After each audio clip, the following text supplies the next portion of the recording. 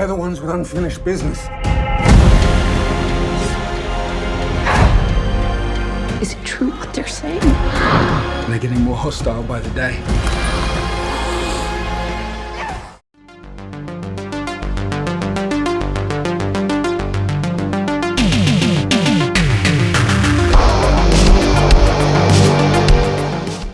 Written and directed by Zak Hilditch, we are talking We Bury the Dead. And this is a haunting alternative to the 28 Days Later series, I would say. A serious take on the zombie genre with artistic flourishes. So this one stars Daisy Ridley and Brenton Thwaites, and the story is that the US government were doing some type of experiment on a kind of test weapon, and there was a disaster, and this weapon exploded in Tasmania and killed tens of thousands of people, and basically Tasmania is absolutely decimated, and there is reports that some of these dead are reanimating, and because there's so many dead people, there's a kind of a basically they're asking for volunteers to go and help recover all these corpses and bury them and, you know, dispose of them and things like this. And this follows Daisy Ridley and Brenton Thwaites' characters, who are two different volunteers. Daisy Ridley is kind of looking for her husband, who was in Tasmania at the time, in the south of the island, and they are kind of really only doing the north of the island because there's still massive fires in the south of the island. But she convinces the Brenton Thwaites character to try and find her husband as they basically go across this apocalyptic wasteland filled with the undead, burning buildings, and God knows what else. What will happen? You'll have to watch the movie and find out. So let's discuss. Now, I will say off the bat, I thought this movie had fantastic elements to it. The first kind of act of the movie, I was totally bought in, and I was thinking, wow, what a strong film. And let me tell you why. Because this movie, I think, genuinely makes zombies scary again, but also kind of makes you empathise with them, because the zombies are sort of treated not like they are typically in other sort of zombie films, but they're almost treated as a little bit of an enigma. Because the subject matter is treated so seriously, and the zombies are relatively rare. Now, as I say, there's tens of thousands of people that have been killed, and you maybe only get one zombie in 100 dead people, and we don't really know why certain people come back from the dead. There's a few theories that are floated around, but no one really knows why. And they almost act sort of somewhat differently depending on sort of circumstances. Again, some theorise the length of time they've been reanimated. The longer they've been reanimated, the more aggressive they become. But some of them seem quite passive. And Daisy Ridley maybe thinks that there's still some humanity left in them. Some seem somewhat thoughtful even. And she wonders if her husband, has come back, and is he still retaining some element of his humanity, and that's kind of why she wants to try and find him. But when these zombies are around, the way they are filmed, the kind of the slow tempo of the movie and this deliberate pace makes you feel this feeling of sort of unease, and it's a great build up. This movie really kind of builds up the kind of the ick factor and the kind of the uncomfortableness about having to kind of come across one. For example, we follow our protagonists as they are basically just removing bodies a lot of the time, and they're just dead bodies, and then eventually we come across a zombie, and it's just kind of standing there, and it doesn't really kind of do anything, just kind of like looking at them. And it's just a great scene. It has this really like haunting imagery, and it feels, you can imagine yourself in that situation, and you're thinking, what would you do? And it's just this moment of like, oh crap, what do we actually do? I mean, they've been instructed to signal and, you know, get the military and stuff who will ultimately shoot it. But it's this, you know, the first one we see, it's not really attacking, it's just kind of standing there watching. And it's just such a brilliant scene. And as the film goes on, we can obviously, we see a few more. Some are more aggressive, some aren't. And I thought the you know, these scenes that involve the zombie sort of you know, creature in this movie were fantastic. And I got to say as well, I mean, Daisy Ridley gets a lot of stick for the Star Wars movies, but I thought she was pretty good here, to be honest with you. And Brenton Thwaites as well, you know, both solid performances. And the movie has this kind of somber tone, and it kind of makes you feel empathetic towards their plight, but also empathetic towards the actual kind of zombies themselves and these the situation, because another time there's just people have just dropped dead where they are. It wasn't like a fire explosion, this kind of weapon, it was just like some neuro weapon that had this kind of explosion which basically caused people to die instantly without kind of damage to necessarily infrastructure and stuff.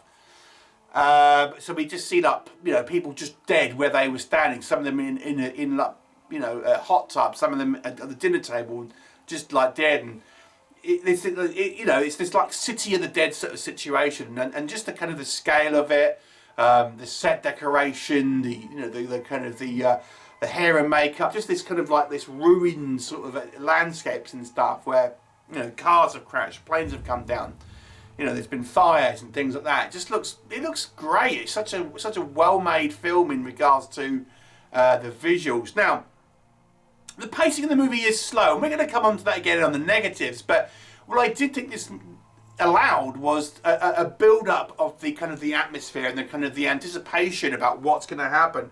And because this movie doesn't, you know, out and out have like hordes of zombies attacking you straight away, you know, it kind of makes these things seem genuinely quite frightening. And in a way which is maybe different, a little bit different to zombies as we've seen in the past, but still retaining a lot of what you know from zombie films. I mean, these creatures kind of like constantly like gurning and like grinding their teeth, but you can still see maybe on some of them there's something kind of going on there.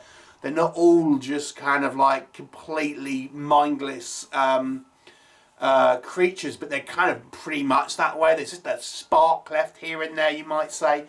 I thought it was you know, pretty good. And when we do get the more aggressive zombies, the film kind of punctuates these scenes with these kind of clips of, you know, more dangerous ones. And, you know, because these are basically just volunteers, or one, you know, Brenton Thwaites is a builder, and I think Daisy Ridley was an occupational therapist. They're not like military or anything. They've gone kind of out their way to try and find Daisy Ridley's character's husband, and so they're on their own, and they're kind of out of their depth, and they're in this kind of just wilderness. So I thought this movie offered a lot. You know, good soundtrack, just a good quality of filmmaking overall. So I actually enjoyed parts of this movie a lot. Now, why do I say it like that? Okay, there's one part of this movie, probably the middle section, Act 2, where we come across a soldier who is, let's just call it distressed. So Daisy Ridley and Brenton Thwaites' characters come across this soldier, and he's played by an actor that you may not recognise from the Beast of War shark movie. And I've got to say, I thought that part of that movie didn't work. It takes a little bit of a detour, and we're kind of looking at the human sort of element to how someone might react to this kind of situation, and the movie just kind of like slows and has this kind of detour with this particular kind of B storyline for like the second act of the movie, and it just grinds to a halt. Now I understand why they wanted to do that. You wanted to have a little bit of variety in what's going on. You wanted to show the human reaction to kind of what's happening and how it might affect people in different ways. I understand that.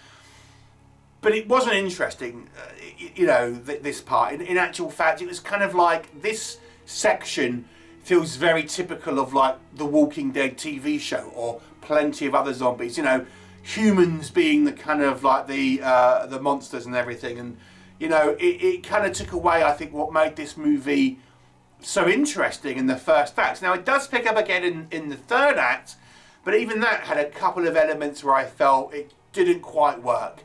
The whole premise of Daisy Ridley travelling from America to Tasmania, where there has been no survivors, and she just hopes of finding her husband. You know, I thought that's a little far-fetched, to be honest.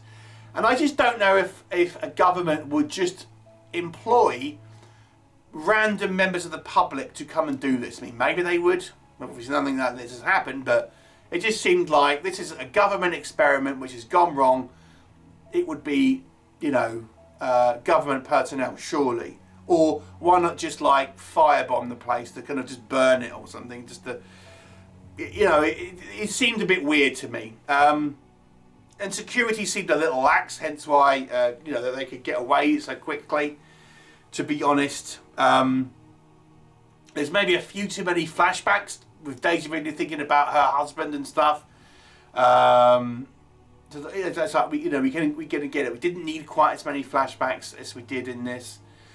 So, you know, it has elements of greatness, this movie. It really does. But I think there were opportunities here as well that the movie didn't take.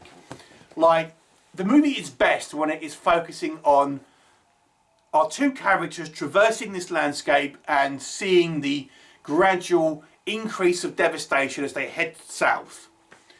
Now, it would have struck me a better way to do this. And again, I don't really like rewriting movies in a review, because I like to review the film that we've got rather than a film that I wish we had.